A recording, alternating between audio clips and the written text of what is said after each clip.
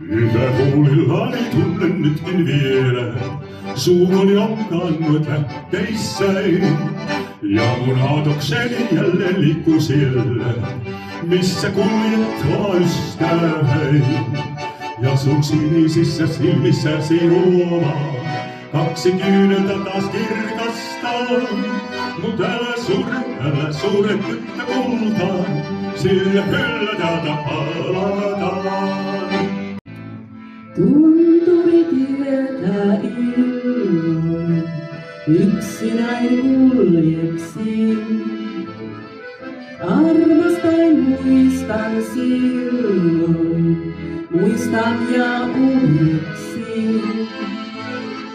Jospa hän saapuis kerran, tunturipolkua näin. Kulkisi hetken verran, kanssani vierenäin.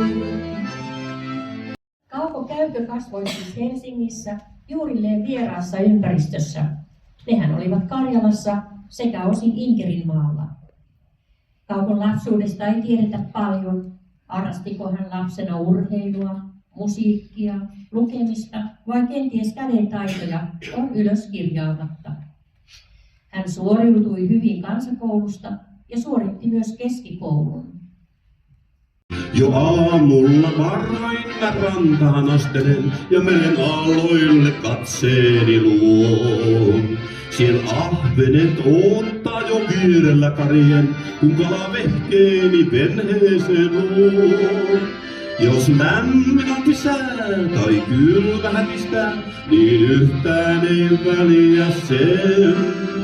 Ei haittaa nälkä näin, kun jyrsin elästäin ja palan paineeksi juon kupposen.